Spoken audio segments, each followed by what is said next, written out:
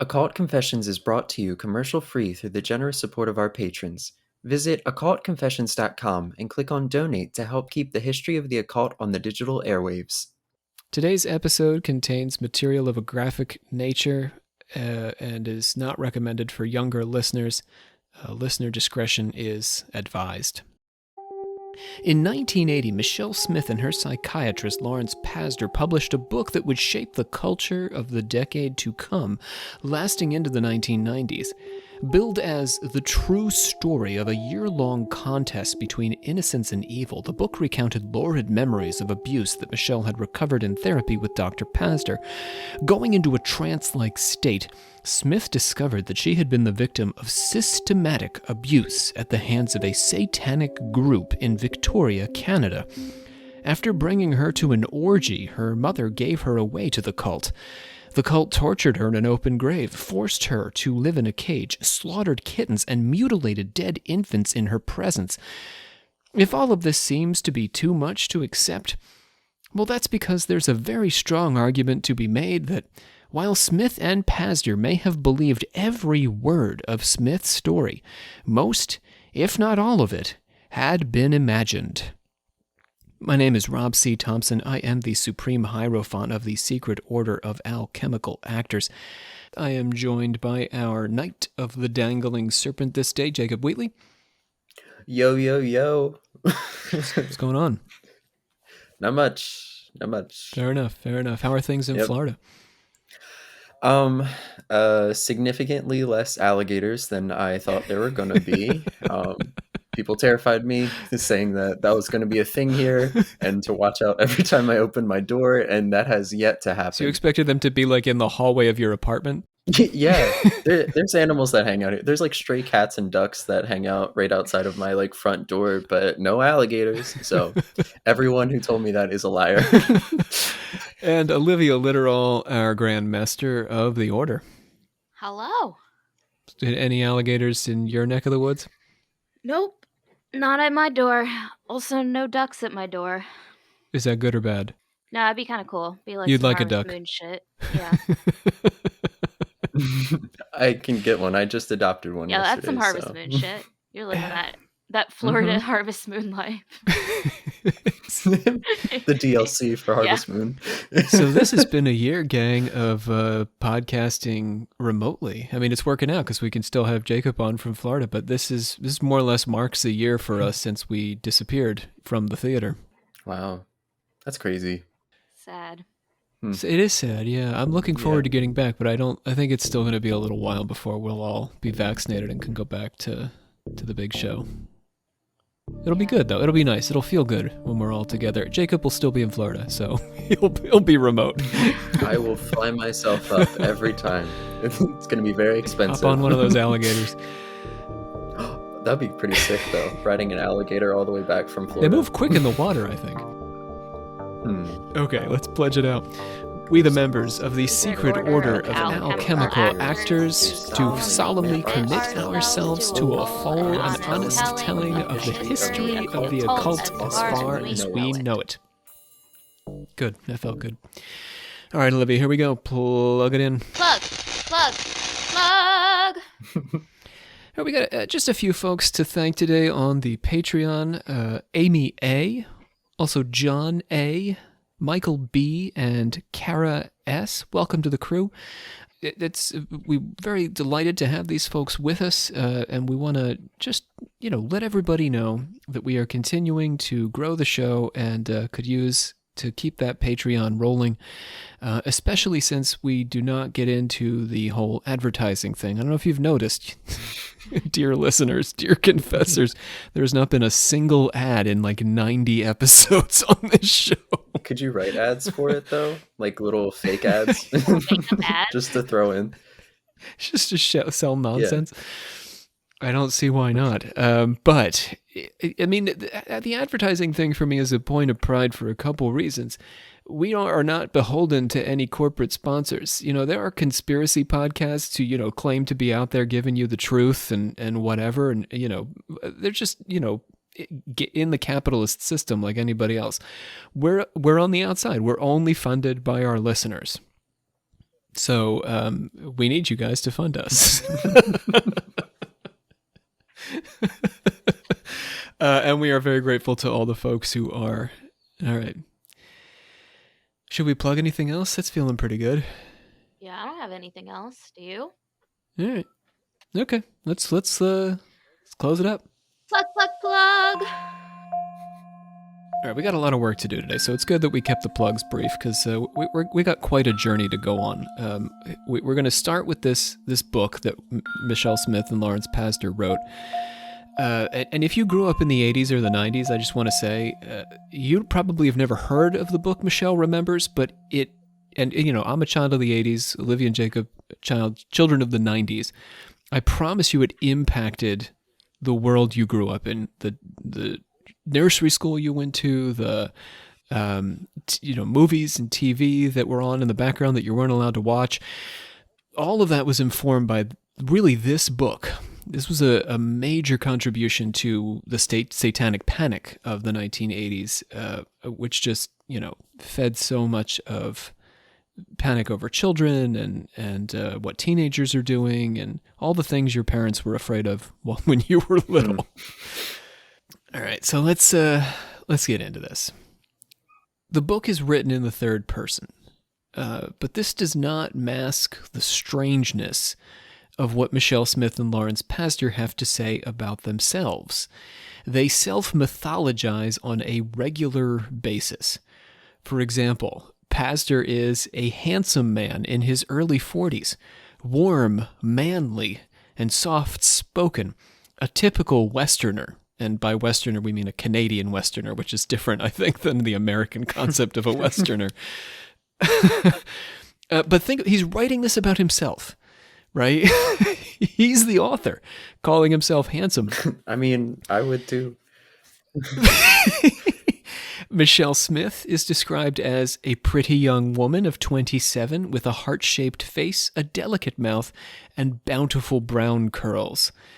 So they're a little bit like heroes in a romance novel, say themselves about themselves. Michelle seems to have had a troubled childhood, getting on to the story itself. After a difficult birth, she spent her first 6 months with her grandparents. Her parents fought regularly, and her father was an abusive alcoholic. Significantly, Michelle's mother died when she was only 14 years old. This is suggestive as far as Michelle's psychology, which, again, this is not a show where we diagnose people based on the books they wrote, so we're not going to go too far there. However, but you'll feel it. As I'm telling the story, you'll feel that, oh yes, it's clear that she lost her mother when she was relatively young. However, since Michelle claimed that her mother brokered her satanic abuse when she was a child, it also leaves no family witness to dispute any of the things she has to say. You see? So mom was the agent, but mom died when she was 14. So, unfortunately, there's no one to dispute what she has to say about being a victim of a satanic cult.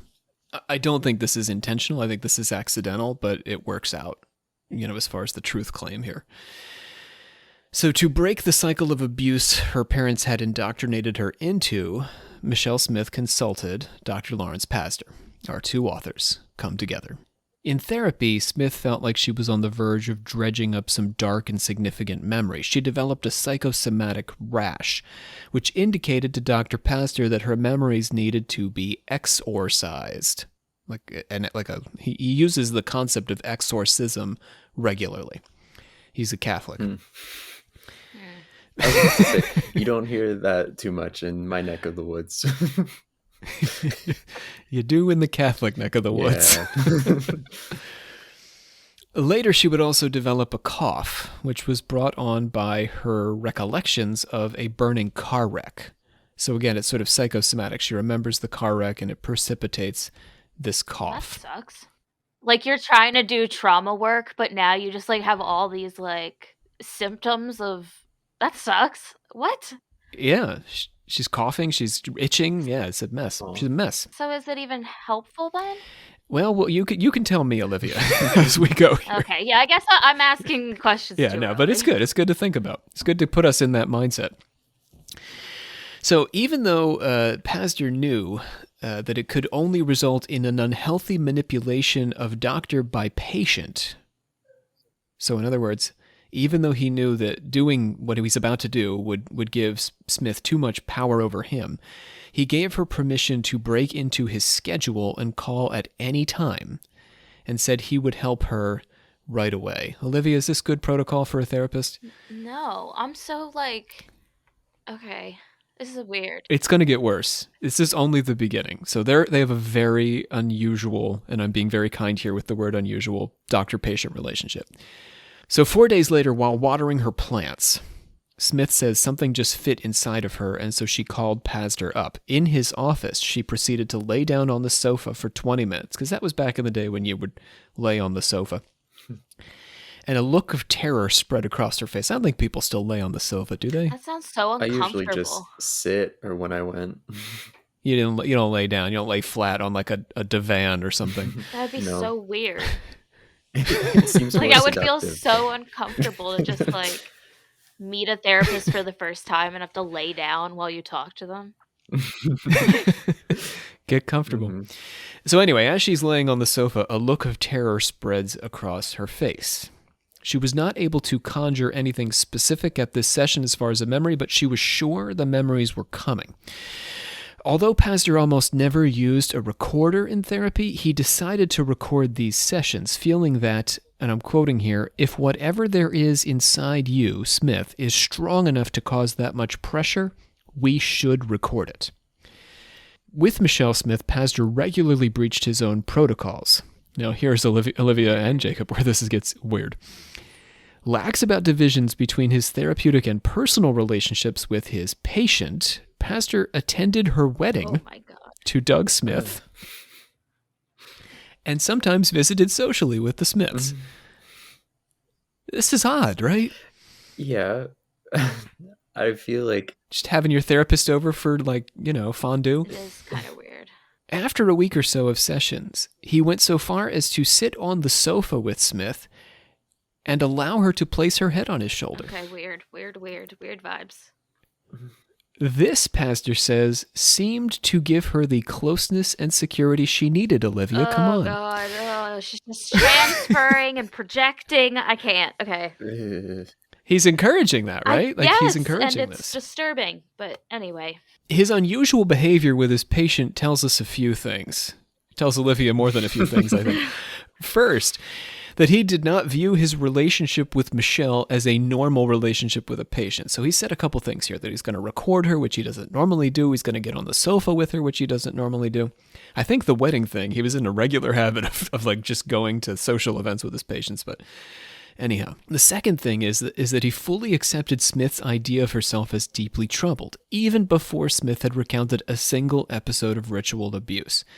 So he perceived her as a person who needed special attention, even though he hadn't heard anything yet. Okay, well. You see what I mean? Yeah, that's problematic. Bought her whole routine, which of course she buys her own routine, but a therapist should theoretically be somewhat objective about whether or not the patient is suffering to the degree that they're displaying. Over time, Pazder's wife grew suspicious of the amount of time Pazder was spending with his one patient, and Smith's husband grew weary of the dark satanic memories that Smith began dredging up. These were early signs of both the Smith and Pazder marriages coming undone in the face of this therapist-patient relationship. Wait, say that again? Wait, what? So their marriages are becoming strained because of the way they're interacting with each other as doctor and right. patient. Michelle is also married. I forgot she was married.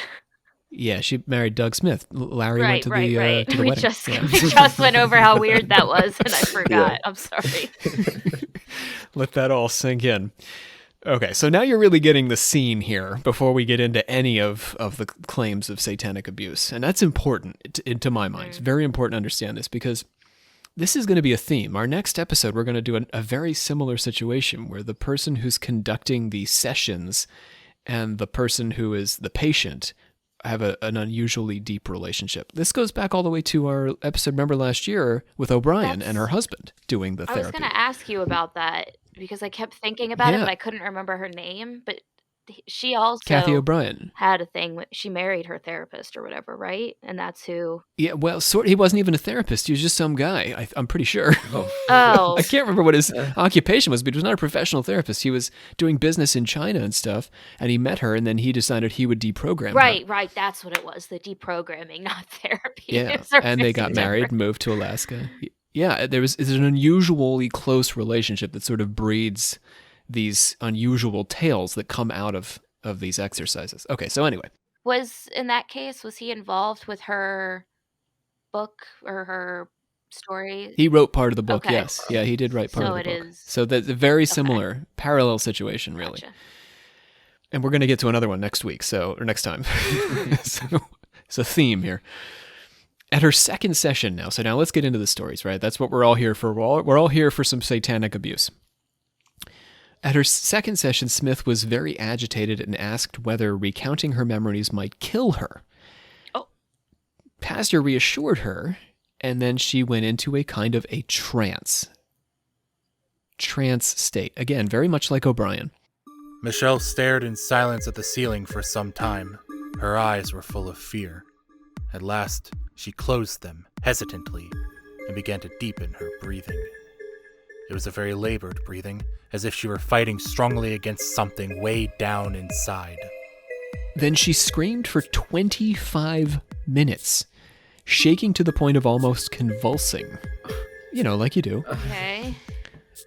Her first memory was of Malachi, the male leader of the Satanic cult, grabbing her by the throat and pointing her like the needle of a compass, a ritual she would recall many times over in their sessions. To comfort herself, Smith saw herself clinging to a teddy bear, but she told Pazder she never had a teddy bear. I feel so guilty about that bear. You know why? Because it wasn't real. So let's dig into this a little. I think this is actually significant. Pazder doesn't read Michelle's confusion about the imagined teddy bear as a sign that there is anything suspicious about these memories. Rather, he explains that the teddy bear was something she needed to feel safe, and doesn't offer any explanation at all for why it felt false or what it was doing in the memory in the first place. Later, the bear seemed to become a kind of dissociated second self. In one memory, the bear was gone, and in its place, Smith had imagined a literal second self, clean and neatly dressed, in contrast to Smith's messy, naked body. This second inside self floated near the ceiling watching the proceedings, so like it was her inner self was not harmed. So her inner self remained clean and sort of like hovered and watched her. You getting all this? I don't want to miss any of this because I think it's important. She's like creating this kind of I don't want to say like a placeholder, but like a point where she's like, it's a comfort zone almost to like go to like keep her grounded in a way. Is that like what the bear or like her second self was? Yeah, psychologically. And it began as a teddy bear and then literally became like a second version of her. Okay. But it's not coming out of the memory. It's coming out of the exercise in the therapist's office. So the memory is sort of like dirty. It's an unclean memory. Okay. And I don't mean that like, you know, that it's filthy or, you know, sexy or something. I mean, it's a corrupted memory because already there are elements of the memory that she herself is acknowledging have been imagined into the memory. Like the bear. The bear. Yeah. I think the bear is significant, and it's like an early warning sign that these memories are distorted at best. At a session the following week, Smith told Pazder, "These memories, they're so foreign. They're so out of step with the way I've always thought about my life." It appears that Smith is worried whether and to what extent she is fabricating these memories, particularly in light of her imaginary bear. But these concerns don't trouble Lawrence Pazder or Smith later in the process, once the details really start flowing. So eventually, they just get so deep into this that they don't ask questions. It's just like, oh, this is a part of it now. And yeah, these are memories. Gotcha. Yeah, none of this is imagined. All of this is memory. So they thought that like the second self and bear were like actually a part of it eventually. Or maybe that she had imagined it at the time. Oh, okay. I don't even know. Okay. Or they just said, oh, that part was imagined, but everything else is real. even though it feels foreign to Smith. Mhm. Which she's saying in the book she wrote about these events. You see, so it's almost like they're giving themselves away here. It's like a confession almost. Speaking like, quoting here, a frightened little girl. So she assumes this voice of a frightened little girl. She sees herself as a child dressed in an oversized shirt while women pin black sheets to the walls, set up 20 or 30 candles, drape a bureau with an embroidered cloth, and place 2 silver goblets and a knife on the cloth. She is surrounded by women in black dresses. A very pretty woman with a black cape and a hood, setting her apart from the others who aren't wearing a black cape and a hood, picks Smith up, kisses her, sticks her tongue in Smith's mouth. Then the women pinned Smith down and rubbed a foul-smelling substance on her body. They brought the hooded woman some colorful sticks. The woman dipped a stick in a goblet and then shoved it into Michelle Smith's rectum. They then used the sticks to introduce the substance from the goblet into her nostrils, mouth, and ears, and at some point, Smith was stripped naked. It's not clear when, or it seems that she has been. She has to have been, right, to experience all these penetrations. Then they sealed the ugly up inside of her in a way that Smith does not describe. Then they drew lines on her with a knife and painted half of her body dark while making a funny noise, presumably some sort of ritual chanting. So that's our first satanic rite that Smith describes to us. Does it sound at all like Satanism to you, Olivia? It's going to be a negative from me. Yeah. It's ritualistic. It's ritual evil. This is like our paradigm of ritual evil. It's so vague, though. It'll get more specific, but at this early point, it is quite vague, and it's only identifiable as to like feeling ritually and feeling scary. Just generally, right? Like it's not really like. I mean, not that like. I get what you mean. Yeah, it's just giving this feeling, and you mean like it's not specific to any tradition. I guess I'm not really like that freaked out by it because I'm like I can't connect it really. Do you know what I mean? Like it's just like so random. All right, so I want to make a note here about Pazder's biography, which we're going to get into as we go here. He had worked for a time among the Yoruba people of Nigeria, and he connected Smith's reference to the sticks used on her body to sticks that the Yorubans use for divination. What? This is, in my opinion, a vague similarity at best. So we're talking about like tossing yarrow stalks onto the ground to divine the will of the spirits or the gods. And he's saying, yeah, that's a lot like when you shove a stick up somebody's rectum. In what world? What planet? How does that? That's such a like far-fetched to try to like connect like. Smith's mother appeared at a satanic orgy, receiving oral sex under her skirt from a woman who Smith initially described as a lump. Unsure of what was happening under her mother's skirt, believing that her mother's moans were cries of pain, Smith smashed this lump or thing under her mother's skirt and ended up covered in blood. This drove the assembly, those assembled for the ritual, that is, into a frenzy, and they joined Smith in smashing the lump. Everybody was like, that's a great idea. Smith ran around getting blood on the members of the party, and suddenly the mood changed. So when everyone was smashing the lump, they felt good. But now that she's putting blood on everybody, they're like, this isn't cool. This kid took it too far. Too far. Everyone got very quiet and still, and Smith's mother shouted at her, Michelle, what have you done? She struck Michelle and told the others to get the girl out of her sight. The woman, who it seems Smith and the members of the orgy had murdered, then ended up in a car with Michelle Smith. Malachi, who's the male leader of the cult, remember, also a woman in a pillbox hat who was presumably the high priestess that she'd first met wearing the hood in that last vague ritual we were talking about. These two drove Michelle Smith out to an undisclosed location. The car was rolling down the mountain road as Malachi just laughed his cruel laugh and jumped out. The car gained speed, and I saw that it was heading for a rock embankment. The car smashed into the rock wall. The lifeless body in the front seat shot forward and then came violently back.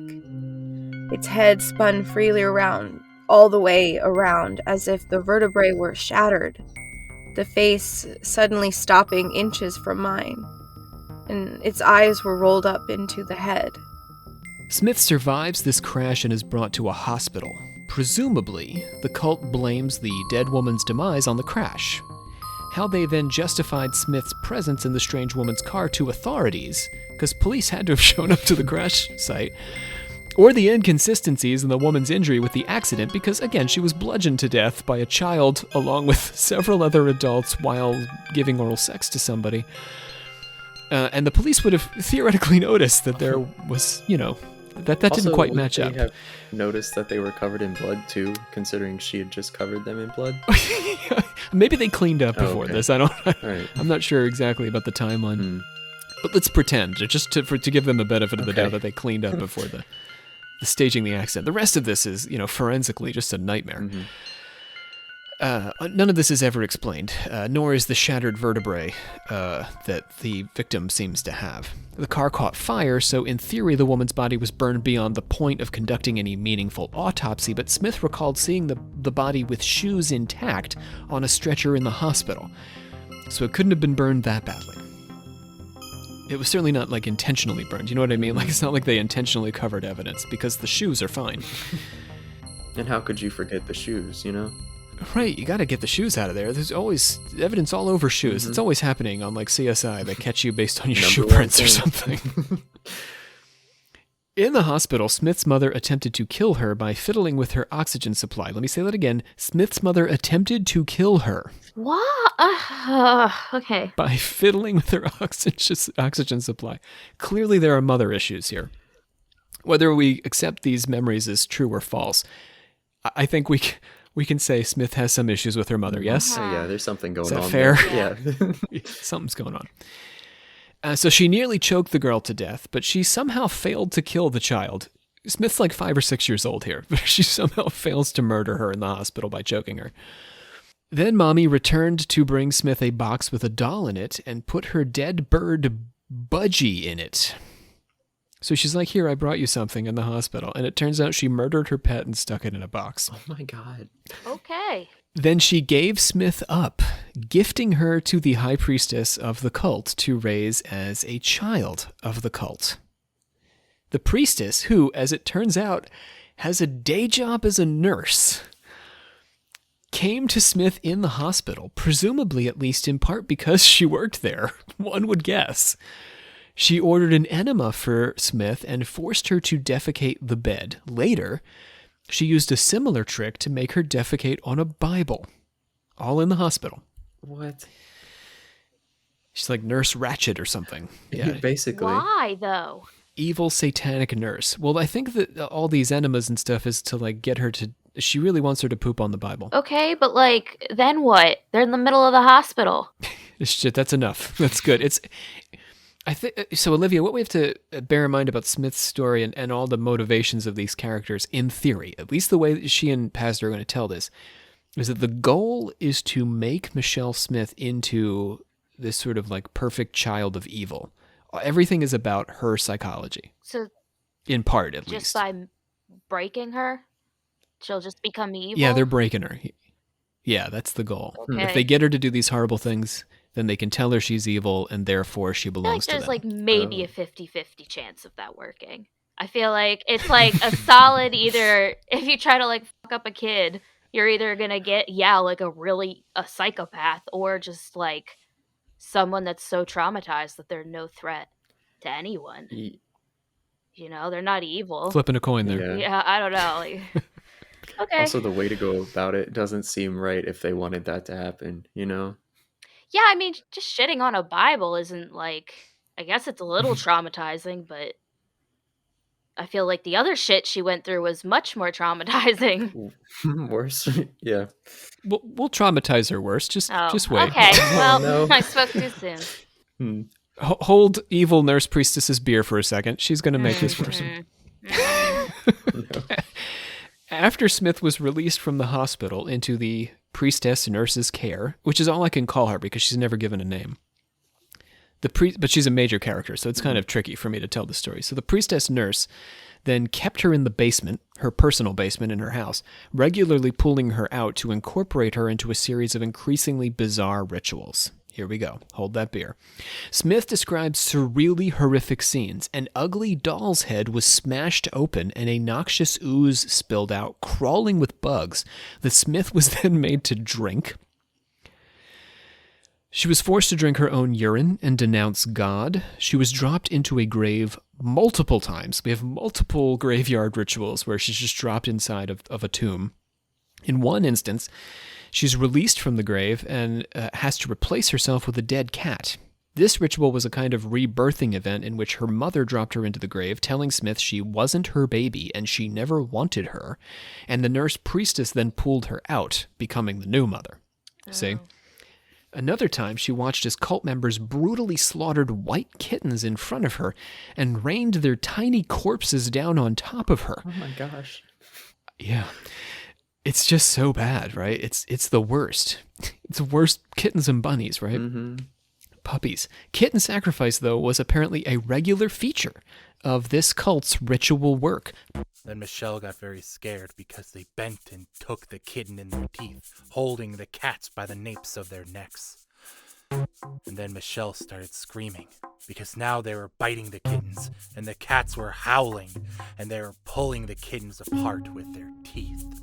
The cultists would also act like cats as part of their rites, hissing and meowing and dancing funny, like cats. The cult makes use also of a white statue shaped to look like Lucifer, whatever that means. I feel like that's many shapes, right? Yeah, Olivia? like which one? Take your pick. The statue was hollow, and Malachi and the priestess would crawl up inside of it as a gimmick to make the others, who were apparently very gullible members of the cult, believe that the statue was literally occupied by a devil. So they would crawl up inside and like say things and do things, and then everybody else would be like, "Whoa, See, that's kind of fun. That statue's talking." That's like some El Dorado shit or something. Like, that's fun. I could get behind that, but that's about it. We have to believe that these people are that naive, though, right? I mean, yeah, right? What? If we're assuming this is all real, then... Oh, yeah, maybe. The priestess and Malachi, they're the smart ones. Everybody else has got to be an idiot to go along with all this. They poured blood. They retrieved the corpses of people who had been bad in life, presumably taken from the hospital by the priestess nurse. So they would use the blood of criminals in their rites. At some point, the priestess nurse, she switched Smith's accommodations from the basement to a cage. Oh. She was kept locked inside naked and made to use the bathroom in the cage. So I guess made to use the bathroom is not appropriate language. She peed and pooped in the cage. And she said it was difficult to sleep because the cultists would periodically just drop snakes in the cage to torment her.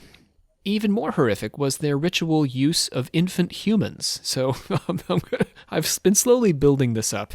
Now I'm getting to the very worst part. In case you were wondering if it gets worse from here, you're hitting the climax. Michelle saw the body of a baby so small she couldn't believe it was really born, implying that the child had been the product of an abortion, in my opinion. This dead baby was sliced open and rubbed against her, sort of like the kittens. In another rite, she was held down on a mattress, and a dead baby was placed between her legs in some sort of travesty of childbirth. At this particular rite, Smith had been hiding a crucifix under the bed to protect herself. When she pulled it out, Malachi, painted red for the occasion, grabbed her hands with the crucifix in his own hands and used the crucifix to impale the dead infant's body. That's it. That was the worst. That's as bad as it gets. That's pretty bad, though. That's pretty horrific. Really bad. And specific now, Olivia, yeah, right? Now we have very specific symbolisms. Much more specific, but... Yeah. Pazder told Smith that her experiences sounded to him like she had been caught up with witches, who the Catholic psychiatrist defined as being against the church. Oh, here we go. Pazder believed that these witches were part of the, quoting, Church of Satan, which was, quoting again, actually older than the Christian church. Okay, Anton LaVey, take that. Smith mentioned feeling as if they had taken her soul and as if she needed to see a priest. Despite Pazder's self-confessed awareness that there was almost a taboo against bringing a priest into the psychiatric situation, he made yet another exception for Smith and called Father Leo Robert, who was young and had a beard and a sense of humor, which, in Pazder's opinion, are the prime signs of a priest who would be hip enough to accept the reality of childhood memories of satanic abuse. So, I'm relatively young and have a beard and a sense of humor. Apparently, I would also be someone you would go to, although I am not a priest. Pazder also gave Smith a small cross. Although not authorized to perform exorcisms, Father Leo would hunt down the exorcism rite from the Rituale Romanum, have it translated by a classic scholar, and then read it to Smith in lieu of performing the rite in order to give her comfort. So literally everybody is stepping outside of their professional boundaries in this episode.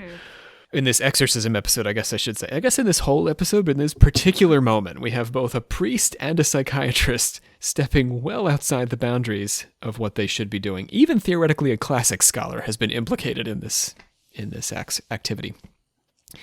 Leave the scholars alone. At this point, Pazder had stepped far beyond... Okay. Basically what I just said. He'd stepped far beyond the traditional boundaries of a therapeutic relationship. I gotta say, I'm not highly versed on the doctor-patient protocols of the 1970s, but I can say with certainty, because Pazder tells me that he has stepped beyond these protocols. So I don't know them, but Pazder's literally saying in the book, every time he does it, I shouldn't be doing this, but I did this. So he literally admits that, like, he's going, wait, that's crazy. Every time, when he orders the exorcism, when he sits with her on the couch, Like, every time he's like... Yeah, I don't usually do this. I shouldn't be doing this, but I'm doing it because this is special. This is a special case, which is reinforcing Smith's sense that she underwent something special. So not only did he describe his own eyebrow-raising choices in Smith's treatment this way, but he let the reader know that he was violating professional norms. He shouldn't have been scheduling days and hours of treatment at a time. He should have let Smith rest her... He shouldn't let Smith rest her head on his shoulder. He shouldn't introduce her to a priest. It's almost as if he's confessing to us, to his readers, begging for our absolution and maybe even complicity in these indiscretions. It should come as no surprise, at this point, that Smith and Pazder divorced their spouses and, say it with me now, married each other in the ultimate breach of patient and doctor boundaries. I knew it was going to happen. Yeah. That was the next step in their relationship, too. Like, I saw it from a mile away. Do you guys know anything about historical protocols on this stuff? I mean, you know about contemporary protocols. I mean, and clearly Pazder is in violation of all of those, but do you feel like in the 70s people were just looser about this? I don't get this. My problem with it is, where do you have time to make a love connection when you're trying to be, I don't know, healing someone's trauma? Healing someone's trauma for like 10 hours at a time, too. We're talking like marathon sessions and weeks and weeks. Were they just like, let's do this therapy session and then let's go get some dinner? Like, how does that work? It was a clear like crossing over, I think in part because of the volume of time they spent together. You know what I mean? Mm-hmm. Not at all excusing it, but I think that's ultimately just what happened. I feel like things couldn't have been that much different. Like relationships between, I mean, yeah. Well, he seems to know that he shouldn't. He's actively repeating over and over that, like, going out of my way to, I don't know. Yeah. So the messiness of the relationship here during Smith's therapy. So they married after the therapy, how long? But still. Did what? Shouldn't do that, right? How long did they, like, was she undergoing therapy with him before they got married? Do you know? I feel like it's about a year or so of therapy. Oh, Lord above. Okay. Yeah. All right. Intensive therapy. I mean, if we're talking about these sessions, I'm not including their previous relationship as patient and doctor, when it really got going. Mm-hmm. But what I'm trying to say is the messiness of their relationship during therapy raises questions about the messiness of Smith's memories, which I talked about a little bit earlier with the teddy bear. Given Pazder's confused role, let's ask some questions here. I mean, beyond just, ethics here. Let's ask about these memories. To what extent was he coaching Smith rather than simply listening to and recording her memories? We see him directly inform her that the cult she seems to remember is part of an ancient anti-Christian tradition that he is certain actually exists. He gives her this information, right? It doesn't come from her. This wildly spurious claim validates Smith and seems to suggest that Pazder was validating her all along rather than attempting to parse fact from fiction in memories she had so far dissociated from that she could only recall them in a trance-like state, essentially hypnosis, self-hypnosis. He didn't hypnotize her, but she sort of put herself in a state of hypnosis to recall the memories. Clearly, Smith had a conflicted relationship with her mother, which may have spiraled into the twisted form of some of these dark memories. Perhaps she had been hospitalized in childhood as well, and her child's inability to understand the means and motive of her treatment in the hospital conjured a satanic cult in her head, with a priestess nurse at the center of the thing. So she may have been tormented, right, by the way they were taking care of her in the hospital. Not intentionally, right, but it could have been painful, is my guess. And the nurse became a dark priestess, in a distorted memory of those events. Yeah. Does that make sense? Yeah. Pure speculation here. There's no documentary evidence of her hospital stay, but we'll get there. In an effort to confirm her story, Pazder consulted her childhood pediatrician, who had some memory of her being in an accident and requiring hospitalization, but that was very vague. That was as far as he could go. In fact, no report of an accident matching what Smith described ever surfaced in Victoria, Canada at the time she indicated in her treatment, and there is no record of Smith vanishing for the extended period she described in the book when she was abused by the priestess nurse. A disappearance which the school system would have noted, right? Like, if you disappeared to live in a cage for 6 months, the elementary school's going to call home. I was just thinking this whole time, like, did no one ever know her? That's the way she's acting, right? Is that she's all alone in the world and only her mother is aware of her existence. The graveyard where Smith describes extensive rituals, including multiple instances of her screaming at the top of her voice, is surrounded by houses on 3 sides. And apparently none of the residents of any of these domiciles ever reported anything even remotely resembling these elaborate demonic festivities to the police. And that would have been something they definitely would have said. Ugh. Yeah, people are nosy. Our neighbors to the... Yeah, right? exactly. Yeah.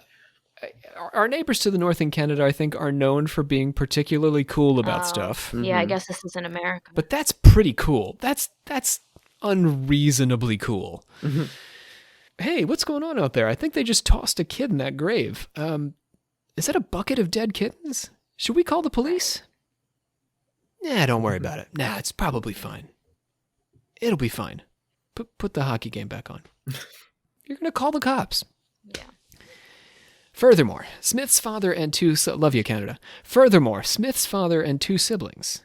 Let me say this again. Her father and 2 siblings. Just imagine. Like, we've been sort of completely neglecting that these people exist. But there are siblings who make this whole story very hard to believe just because they exist. Oh my God, the reveal of this is so good. She has a father, she has siblings, and they deny her claims. Thought about it. Like, she probably would have other family, but it was just her mom. And I was like, yeah, that makes sense. I didn't even consider she had a father. Right? There are these other family members who apparently didn't object, and Michelle was singled out. They didn't bother with the other siblings. But guess what? When we asked Dad and we asked those siblings, because Mom did die, so we can't ask her. But when we asked them, they said, nope, this is made up. This never happened. She was never out of our house. It's interesting that none of her, like, memories of, like, all this bad shit had anything to do with them. Like, at all. Like, not even her siblings. Like, Do you think, like, she just kind of went into shock after her mother's death, and there was, like, some things that, like, she might not have had the best relationship with her, but it kind of just brought it out, so it was only, like, focused on her, like, all these things? No, my mind is kind of like, just got blown when you just brought up the father and then 2 siblings, because I don't know why I didn't even think about it or consider it. I guess I did when I was, like, thinking, does nobody know her? But I was thinking, like, did she ever go to school? Not like... She did, yes. And her teachers knew her and did not remember her disappearing. All right. Yep. And there would be a record of it. There would totally be a record with the school system of her vanishing. And they definitely, like, contact like homes and stuff and eventually start taking action if like kids aren't showing up to school yeah. too. Oh, So, yeah. yeah. Child Protective Services gets involved. Social Exactly. Even in workers. the Yeah. 70s. It's the yeah, 70s. it's like Mhm. Yeah. It's this. I mean, it is the 70s. It's not like it's 1850, right? So they're not at the same standard of social work and stuff that we Mhm. are today, but it exists. Mhm. All right, so let me try to explain where some of this stuff comes from because it is bizarre, these tales that she has. Part of the explanation potentially comes from a group called the Leopard Men. So we're going to go to Africa for a second. Hold on tight. Because Pazder spent time in Africa, and I think I've adequately established that Pazder was not shy about coaching these memories. He didn't know he was doing it. It's sort of like those situations with, and we'll get into this a little bit as we go, but it's worth taking a moment here. Do you know there's those folks who suffer from like muscular dystrophy or something, or multiple sclerosis where they can't move, but they develop this system where they could work with a board. Don't quote me on this, but like somebody would work with them and help them move their hands in order to allow them to communicate. Does this sound familiar? My cousin has it. oh. What is it called? What is the? I'm pretty sure you're on the right track. I was with it. right. Yeah. Multiple sclerosis or so. something like that. But they don't have any muscle. They don't have. They can't move. So the person helps them move. But there have been cases where people have developed romantic relationships with these people and got them to say all kinds of things, but they're not the person with the disability is not the one speaking. It's the person moving their hands, like on a Ouija board. Oh, I see what you're saying. So what's really happening between Pazder and Smith is a kind of a Ouija board. Smith is becoming his, his patient, his Ouija board, where he's manipulating her memories, but he doesn't know he's doing it because these people who work with these folks with multiple sclerosis, and I keep saying it, and I hope I'm not wrong, but Jacob has validated me, so I'll correct myself next episode if I'm wrong, but they believe that these people are communicating. They legitimately believe in these communications, but they're not real. They're not really talking. It's the person talking. You see what I mean? Mm-hmm. All right, let's do the Leopard Men, because I teased that, and then I Yeah, we went to Africa, and then we came back real fast. I didn't... Back to Africa. Woo! Get back on the boat. So more damning still than these inconsistencies in evidence and circumstances are all the kittens and cat-like behavior of the occultists. In his book on moral panics, Philip Jenkins connects Smith's memories to Pazder's time in Africa, where he would have come across a rich folklore surrounding the leopard and lion men. In The Man-Leopard Murders, written by David Pratton, the scholar Pratton describes an African tradition of belief in cults whose members were able to transform into animals. This belief goes all the way back to the mid-19th century. In Nigeria, between 1945 and 1948, more than 196 men, women, and children had been killed by a shape-shifting cult in Nigeria, west of the Kwa Ibo River. 96 men were convicted of murder, and 77 were executed. That was way more than I thought you were going to say. I thought there was like 2, 3, 4 leopard men, but Jesus. No, it's a big okay. thing. Big thing. Man-leopard killings were often done at dusk, with victims being snatched from an isolated bush path, much as leopards would kill their prey. So a leopard, apparently, and I didn't know this about leopards because I'm not a biologist, just grab you off the path, so that's terrifying. But this is what they would do. Victims were attacked from behind, biting at the neck and throat, and were often stabbed as well, so making it all sort of seem leopardy. Eyewitness accounts often conflicted, with some witnesses swearing that the victim had been killed by a leopard, only to change their mind later and say that it had been a man. The leopard cult went out at dusk as a group, with 2 men outfitted in leopard skins and deadly claws. Human flesh was cooked and eaten, and human fat and blood rubbed on Bofima medicine. Bofima, Bofima. Africans tended to understand boni hinda, or leopard business, as a real external transformation into an animal killer. Leopard men were associated with the village chiefs and political aspirants, in other words, people who were gaming for political promotions, as a way to reinforce local power to the detriment of colonial power. You got me there? Mm-hmm. So they used leopard power to raise up the local Africans and to undercut the colonials. Which is, the rest, I was not on board, but that's okay. We're okay with undercutting the colonial powers. Justified there, honestly. Maybe cooking and eating human flesh is not the way to go about it, but I honor the motivation. Whether leopard men actually participated in cannibalism, though, is difficult to say, since charges of cannibalism were often made to tarnish rivals' reputations. So I might say, Jacob over in his tribe, I should be in charge of his tribe because he's a leopard man who eats people, but I'm not a leopard man. Valid points. Yeah, I can't argue with it. And then they might give me your tribe, those colonialists. Pastor need not, and in this scenario, I'm an African, by the way. So Got it. I don't mean to confuse everyone. It's Africans accusing Africans of cannibalism. And of course the colonial powers get involved. Don't get me wrong. They're absolutely going to participate in this folklore. And they're going to believe it because they believe all sorts of horrible things about Africans. They're primed to. So here's the weird thing, though. Pastor went all the way to Africa to hear these stories, but he doesn't have to have gone all the way to Africa. Pratton says, the scholar on this subject, that the leopard men began to appear in literature, comics, and films from the 1900s, all the way back to the 1900s on. They became regular protagonists in dramatic tales set in the African colonies, which played on the image of savage murder and barbaric rites and served to embed popular perceptions of Africans among a European readership. Here's some of the folks that engaged with leopard men. Tintin. Do you guys know the Tintin character? Oh, the dog? The cartoon? Or is it a dog? Is that... He has a dog with him. He has a dog, okay, I yeah. don't really know.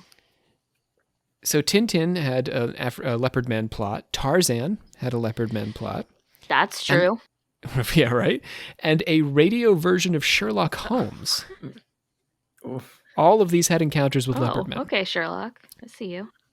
In the Tarzan story, the leopard men terrorize villages to collect victims for their, quote, savage rights, and cross Tarzan when they abduct a white woman. He won't stand for that. In 19... Jacob, it sounds like you want to say something. No. Paralyzed by that. Yeah, I was. I really was. It was more of the moment of... Not the white woman. Not the white woman. In 1946, this actually became the movie Tarzan and the Leopard Woman. Oh. So this was circulating in the culture pretty far and wide. They made it a lady? Well, I think that she was the leopard woman, the abducted woman. Oh. So she didn't become a leopard, but I think it was about that. You know what I mean?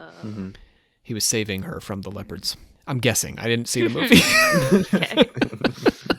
Sorry, my research didn't go that deep. It went deep. If anyone has a review, let me not know. that deep. Didn't dig that one out. But maybe I will now. Smith's cult not only acted like animals, so getting back to Smith. So let's hear the connections here. They acted like animals.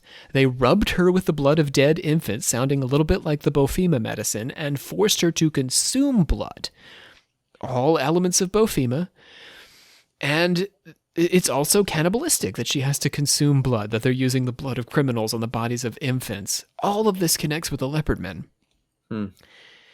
The kittens, while they were not part of the African secret society, may have been derived from Pazder's coaching Smith into tales of an Africanized satanic cult in Victoria. Kittens, and the many horrible things the cult did to them, speaking of Smith's cult, may have just popped into her imagination as Pazder asked whether the cult members dressed like animals or acted like cats. I don't know that he asked these questions, but I'm guessing, based on what she told us, that he did. Yeah, I mean, it's because it's like some of the shit she was saying, especially in the beginning, is so like, I don't want to say unique, and that I've never heard anything like it, but yes. It's odd, yeah. It is odd. It was almost like she started like saying some stuff and he was like, oh, this reminds me of this, and just starts like asking questions, like leading questions almost to get to that. Yeah, it's like me and Wikipedia is what it sounds like. Yeah. It just sounds like the exact same wormhole that... Yeah. I don't know. That was beautiful. Thank you. Smith is human Wikipedia. She will give you whatever it is you put into her. She'll spit back some version of it. Yeah. I gotta say that I do not believe that any of this was intentional. I don't think that Pazder knew what he was doing any more than Smith knew what she was doing. Together they just fooled themselves and each other into believing these outlandish tales really happened. And the fiction they sold as truth fed an international moral panic. Let me bring this home a little bit. We're not done. We got some more ground to cover, but I want to get closer to home from Africa. Tales of African assassins were actually not the only inspiration for Smith's distorted memories. Closer to home was the sad case of a boy named David Weilbacher. Leon Cunningham was a self-ordained minister who ran a small communal home in Yakima, Washington. Debbie Weilbacher, recovering from a drug addiction, had moved into the house with her 3-year-old son, David. It was April 1976, and Cunningham decided that little David was possessed by a demon. He was passed from person to person and paddled with sanded boards over and over again. He was repeatedly thrown to the floor. In the last instance, on the 22nd of July, 1976, when he stopped breathing, and then he sadly never got up again. The group believed that God would resurrect David and placed him in a back bedroom to await this miracle. 2 months later, Leon's wife Velma reported the death to the authorities, and in September they arrested Cunningham. 5 adults, Cunningham, his wife Velma, their daughter Carolyn, Debbie Weilbacher, and another woman who was staying in the house named Lorraine Edwards, they were all charged, and all 5 were found guilty of second-degree assault. Leon and Carolyn Cunningham and the boy's mother were also found guilty of first-degree manslaughter. According to folklore scholar Bill Ellis, while this case did not receive national attention, it got months of coverage in the news in Washington state. And across the Canadian border in British Columbia. Ellis points out that these events overlap the 14 months of therapy beginning in 1976, in which Michelle Smith told the story of her own abuse at the hands of a single man named Malachi and a group of women. You hearing me here? Yeah, that's making a lot of sense. Malachi equals Cunningham. All those women are his 4 other cult members. But this was a Christian cult, friends. Let's bear in mind, this is not a satanic cult. Cunningham was practicing his distorted version of Christianity. Now, I was just going to mention, it reminds me of like it just happened not that long ago with, what was that family called? But they were like the Doomsday, and they killed like the 2 kids. Do you know what I'm talking about? Oh, you're more tuned into that stuff than I am. I have a vague recollection, yeah. Kind of sounds like a similar scenario, was all I was thinking. It happens. I mean, we just talked about on the Manson episode, the little boy who was put in a box because he burned down a building. I can't remember the name, damn it. Anyway, keep going. Let's also bear in mind that one of the cult is the mother of the boy. Exactly like Smith's story, where her mother is an active participant in all this. Ellis also points out that the name Malachi, a biblical name that we don't often hear, you don't run into many Malachis on the street. This actually belonged to the author of a best-selling book on exorcism named Malachi Martin. The book, Hostage to the Devil, was first published by Reader's Digest in, wait for it, 1976. Oh no. Yeah. Also the year my parents got married, but that's completely unrelated to any of this. It's a lovely event, and no Canadians were in attendance, although I'm sure they would have been happy to have some there. I think my mom was chilling in high school, so that's pretty sweet. There you go. Okay, let's talk about why I'm telling this story, why this is important. And we've done a bit of this on the Satanic Panic, although we did not get into this story in detail. Now we're sort of going back and covering our bases here with ritual evil. But this story fed a moral panic around Satanism.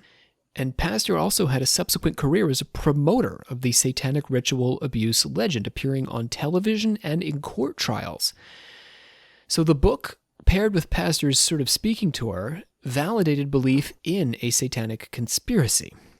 In a survey of newspapers, scholar Philip Jenkins found that there was only one newspaper story combining the words ritual and abuse in the year 1983. But by 1995, that number had exploded to 293.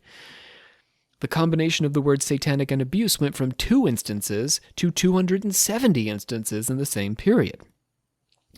In the 1980s, the child abuse movement at the center of Jenkins' study trained its focus on 2 new areas that shaped the conversation around satanic ritual abuse. First, they began to pursue what they called pedophile rings, and second, social workers and psychologists developed new methods for interrogating child witnesses in legal proceedings.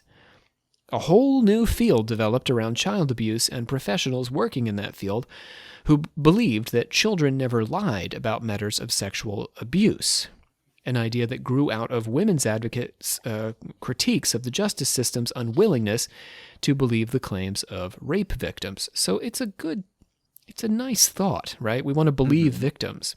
Yeah. But in the case of children, not that children are lying, but they're very easily manipulated by adults in ways that the adults may not even realize.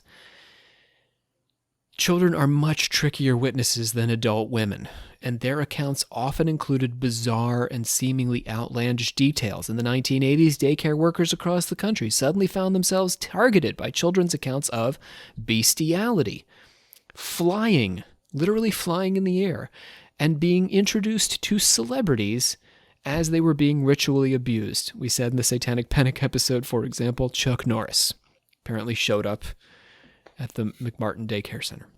Weird.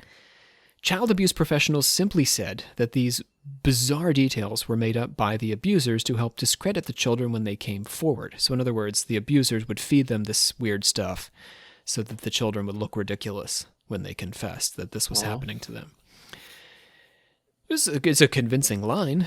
Anti-cult groups who gained notoriety for their efforts to deprogram so-called brainwashed victims of various alternative religious movements began to affirm the existence of satanic rites involving children, and the Christian right developed its own sizable literature on the theme of satanic abuse. This goes back to Johnny Todd and Mike Warnke and even Charlie Manson and Ed Sanders in the 1970s. But also Pazder and Smith. They're sort of like the point of the spear here.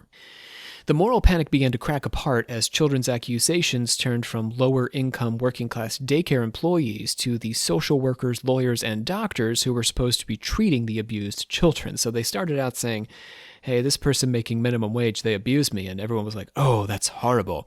And then they were like, you abused me too. And then they were like, whoa, no, I didn't do that. So ended the Satanic Panic. In 1987, the media began the project of debunking satanic ritual abuse claims, and this became a regular topic for pop journalists and talk shows through 1994. So basically from 83 to 87, they built this up, and then from 87 to 94, they took it down, and the ratings were sky high all along. But my point here is that by the time the genie was being shoved back in its bottle, the substantial damage to people's lives and society had already been done. There are many stories to tell about the panic, and I've already told several of them, but I'm going to tell one that I found particularly shocking to close up today's episode. And this story took place in the town of Bakersfield, California. You guys ever been to Bakersfield? Nope. I have some family over there. Do you really? Seems It's nice. near it. Yeah. It's where Baskets is set with Zach Galifianakis. That's right. Yeah. In January 1980, Gene Barber, so follow me here, I'm going to try to get this story as clear as possible. Gene Barber, who's an electric contractor, there's a lot of people in it, so just let me know if you get tangled up. 1980, Gene Barber, an electric contractor, called the police because his wife Marianne had threatened to stab him. When the police arrived, Marianne explained to them that her step-granddaughter Bobby was being molested and everyone was out to get her. She became so agitated that the police took her to the psychiatric ward of the Kern Medical Center, where a doctor observed that she showed signs of paranoia and delusions.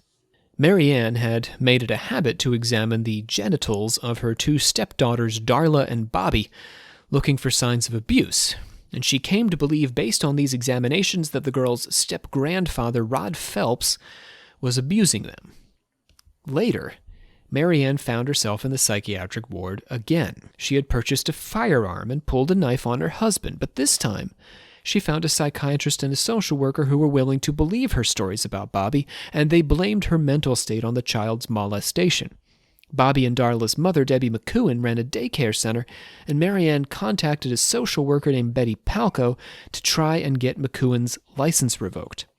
Palco called the licensing office, but they found nothing amiss, and Marianne blamed Palco and accused her of being part of a growing conspiracy to cover up the children's abuse. You got me so far? So we got this one woman, Marianne. She's going around trying to tell a specific story that these two girls are being sexually abused because she's been watching them and looking at their genitals. And then she accuses this whole family of being involved, one of whom runs a daycare center. And when the social worker won't support her, she's like, you're in this too. You're all Satanists, or you're all abusers anyway. So, an official from Child Protective Services and a sheriff's deputy then went to the girls' school to interview them and recorded that Bobby and Darla had accused not only their step-grandfather, Brod Phelps, but also their father, Alvin McCowan, of molesting them. Alvin, whose wife is running the daycare center. The girls were legally separated from their parents, and Marianne was awarded their guardianship. The woman who's been going around with all these stories, now the girls belong to her legally. Alvin contacted his friend, Scott Kniffen, to ask if he would serve as a character witness at the forthcoming trial. This is important, Scott here. Kniffen was the inventory manager for a diesel company and was a respected family man who coached wrestling and soccer. His wife Brenda taught Bible school, and the couples sometimes played canasta at the Kniffens. Canasta at the Kniffens. Kniffen agreed to help his friend at the trial. So, Alvin McCowan, accused of molesting his daughter, these two girls, he calls up his friend, who is this, uber, Christian white bread dude, and says, will you be a character witness? And this guy says, okay, I got your back, man. So, after these events, Marianne, remember Marianne, she's the center of this whole storm. She called the police to say that she had new information about the alleged orgies and molestation that these girls had been victims of. Because remember, the girls are staying with her now. She's their legal guardian. But now Bobby was telling her therapist that she had never been molested at all. So Bobby's telling Marianne she had been molested. She's telling her therapist never happened.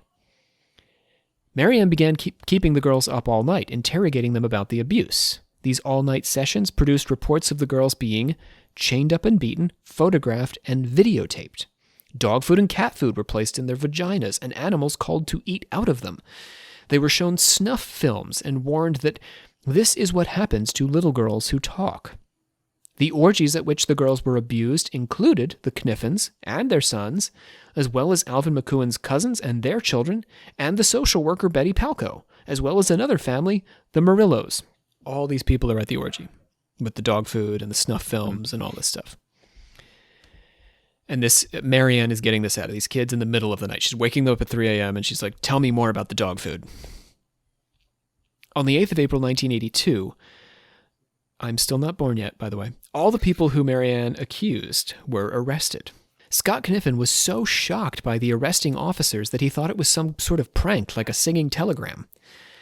But his boys had begun to tell the same stories as Bobby and Darla. After repeatedly denying that their parents had molested them, the boys were told they could go home if they just admitted it. Imagine that you're 8, right? 8 years old, and the cops won't let you go. And they're saying, your parents molested you, right? And you're saying, no, they didn't molest me. Your parents molested you. No, they did not. Daddy loves me. Well, you can go if you just say they molested you. How many hours would it take? It's similar. That's pretty messed up. Similar to the 3, West Memphis 3, whatever they're called. Yeah. These techniques span all sorts of which I trials, guess was Satanic Panic related, but later down the line. Marianne, again, woman at the center of us, who's been to the psych ward twice, which does not discredit her necessarily, but is worth remembering, believed the children's lives were in danger, and Bobby and Darla were moved to a foster home. So now they're no longer under her care. And as soon as they're no longer under her care, Bobby told a sheriff's investigator that Marianne had forced her to make up an accusation and that Marianne wouldn't listen when she denied being abused. Marianne prodded her and kept her up until she heard what she wanted to hear. Sounds like Marianne was the driving force of trauma here. Just Yes. Just Yeah, I mean, we said this, I think, Olivia, years ago when we did Satanic Panic, but these investigations traumatize the children yeah, who would have never been traumatized but for the investigation because they were never abused. for sure. A lot of kids had to grow up real fast. Yeah. Yeah. The police are telling them all these horrible stories about things that happened to them and it never happened. That's traumatizing. Betty Palco, our social worker, managed to avoid being convicted because her attorney successfully demonstrated that Marianne's mental health issues had been the cause of the accusations against Palco and her boyfriend. By the way, the social worker's boyfriend gets pulled into this too. However, now here's where it gets really dark. In May 1984, the McCuins and the Kniffens were found guilty. Remember the Kniffens, who are coaching freaking like baseball or whatever, I don't forget the sports, and teaching Bible school. In 1984, they're found guilty of abusing their own sons as well as all these other children. Significant to the case against them was a wink response that Dr. Bruce Woodling received by poking the children's anuses. In case you're wondering, this is a completely bogus test for sexual abuse that Woodling convinced jurors was legitimate. Because he believed it was legitimate, because he was a moron. Just because you got that MD doesn't mean you're smart. Or I guess doesn't believe, it's not that he's not, I'm sure he's very smart. I'm sure he knew all sorts of things about like the numbers of bones we have in our body and stuff, but it doesn't mean you're not naive to your own biases and that your biases can't shape a whole lot of nonsense if you're not thinking critically all along the way. He's a little dumb. That's very Just true. like a little. Little dumb.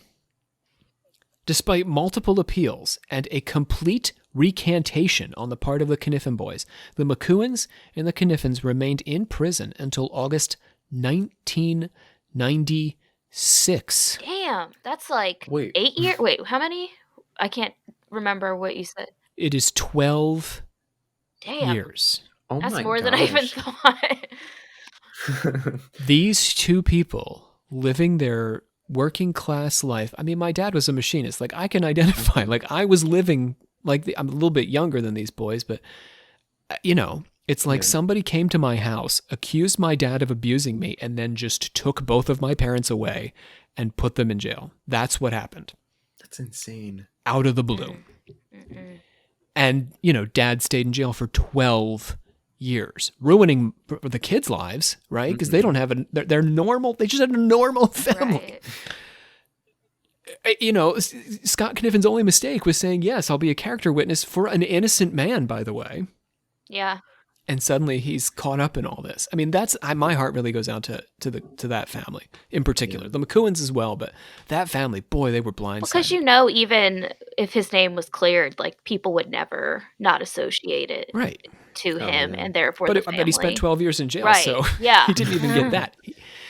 That's so sad. So in August 1996, the Kern County Superior Court Judge John Stube vacated all former convictions based on the recantations by the child witnesses, also faulty forensic evidence, and substantial police and prosecutorial misconduct. So basically, the whole thing was stupid.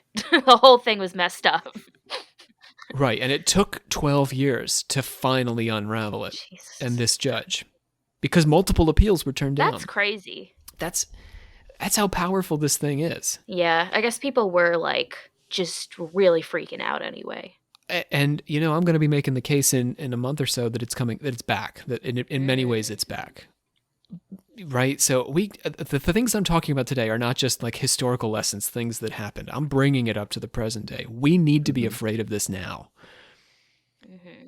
Michelle Smith and Lawrence Pazder did not create the stories that Marianne, the McCuin girls, and the Kniffen boys told to authorities, but their book affirmed criminal justice officials and social workers' belief that satanic child abuse was a real threat to public health and safety. The pernicious influence of their claims would outlast even the egregiously long sentences of the McCuins and the Kniffens in the world of conspiracy literature, where the names Smith and Pazder would slowly fade, but the notion of a continuous, secret cabal of satanic abusers would survive to feed one of the most dangerous conspiracy movements of the 21st century. I'm coming for today. But before we get there, we need to stop over for a couple of episodes with U.S. intelligence. First, we'll take one more trip around the block with the CIA's so-called mind control program in the case of World War II USO star and model Candy Jones. That's coming up next week, or next time. I'm very excited about this episode. Then we'll consider the military's importation of Nazi scientists, which spawned a legend of a ritually abusive, mind-controlling Nazi therapist. So, coming up next here on Occult Confessions. Any final thoughts, guys? You guys have been pretty much weighing in along the way, but any final ideas? I'm going to have to ask my mom if she, like, I don't know if she would remember it specifically. Michelle remembers. That was a weird sentence, but I feel like, I wonder if how much she was, like, aware of, like, satanic, panicky things going on. Because she was in Catholic school, like, her whole life. But her parent, like, didn't really practice Catholicism. It was more of, like, they immigrated from Italy and Russia. So it was, like, we're putting you in Catholic school because we think it's safer.